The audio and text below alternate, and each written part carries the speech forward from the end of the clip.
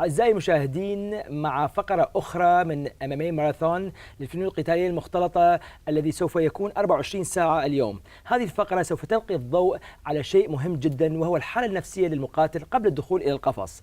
معنا اليوم السيد جو بيل من مجلة Fighters Only. How are you, Joe?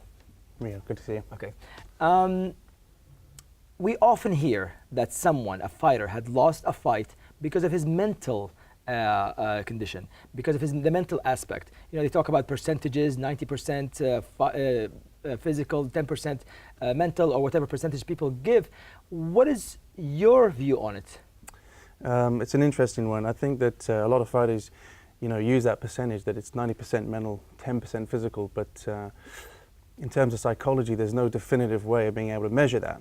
But what we do understand is that any man or woman who has the courage to step inside the cage, all of those grueling hours and that sacrifice that they actually put into themselves to develop their skill set requires one thing. But 90% mental, because I said it the other way around. 90% mental. Interesting. I often thought it is the difference between winning and losing, the mental aspect, but I never thought they would actually give it that much percentage. Yeah, for sure. There is no way of measuring that. So what we do understand is that it is a large percentage, that all those hours that have been spent grueling in actually refining their skill set requires the 6 inches between the ears to govern, the 8 limbs below. So brain versus brawn. What is your background on this, Joe? Oh yeah, well basically I've been fighting since I was 8, or at least I've been in martial arts since I was 8, so anything from Jeet Kune Do to Lao Gao Kung Fu. I found that they actually didn't work very well, so I got into MMA. I majored in psychology at university, and we've actually been spawning a new field of sports psychology. It's combat sports psychology. And I'm one of 5 guys in the world that do what I do. So I work with many UFC fighters in the past, and so currently I'm here in the Middle East and see if we can try and promote combat sports psychology. Okay, I'm going to remind you of an incident that happened when you and I were training before.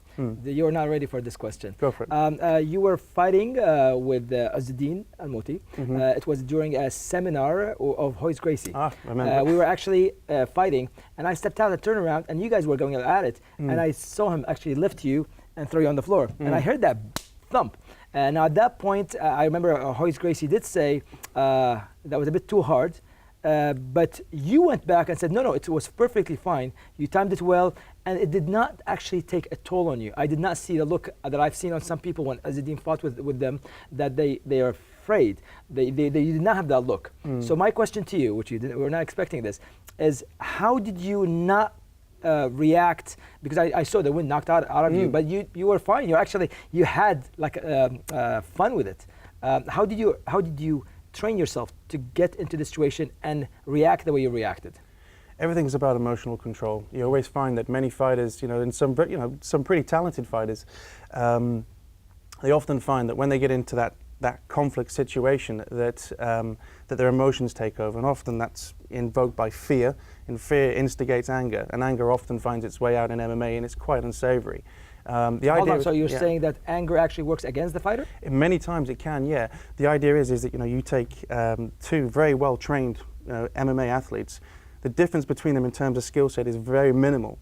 What will distinguish the difference between the winner and the loser often is the guy that actually has control over this, rather than the guy who's actually losing control.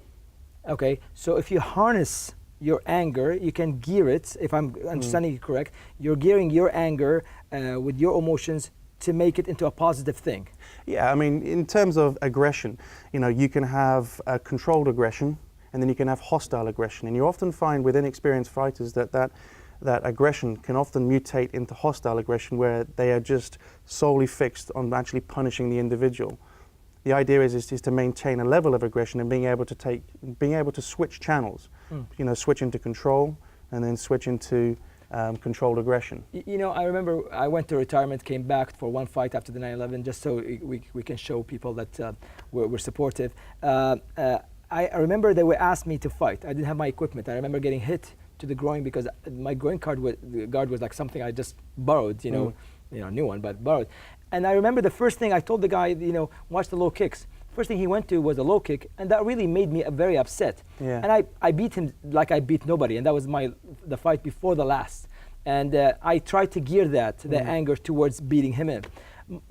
My thing is, a lot of people, I hear this word quite often, adrenaline dump, which is when they come in before the fight, they train so hard, right before the fight, about a half hour, they're so excited, they get drained out emotionally. What can you tell us about that situation? Everything's timing. Everything's timing, and if you've got a good corner and you've got a good team behind you, their job is to keep you. It's kind of like a bomb disposal unit. You know, they are there designed to set you off at the right time. And if you're finding yourself that you're winding yourself up too much, but backstage, psyching yourself up, you're expending vital energy there. And also, in terms of your psyche, you're draining your focus. And so what happens is you peak too soon. And when it comes to the actual fight, you actually feel physically exhausted. Before the fight. Before the fight, and the simple reason is because you've peaked too soon.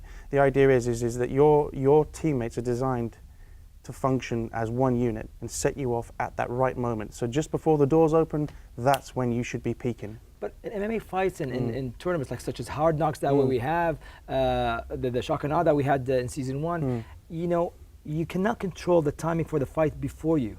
So you're scheduled. Let's say that you to fight on the third fight. So you have two fights before you. First one the person gets knocked out first round. Second one gets knocked out first round. Now you have to peak sooner. So you're attributing this to the corner. So your corner has to be ready to face such a thing. Self-regulation, more than anything. Self-regulation. Self-regulation. You've got to be prepared at any given time.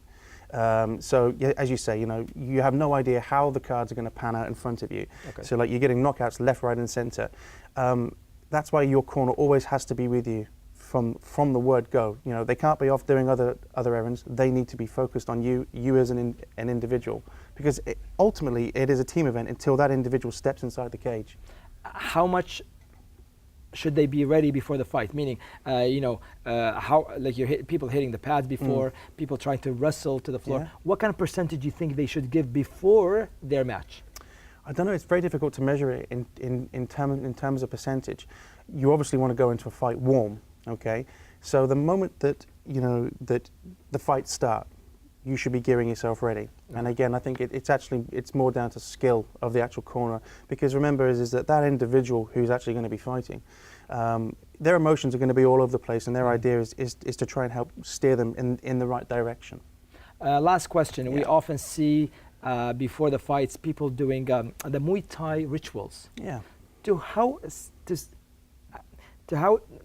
My question is, how much does it really help them, do you think, the rituals that they do? I think one of the times we saw a person that's doing, bowing, touching, kneeling to the floor, going up. How much of that does it really help?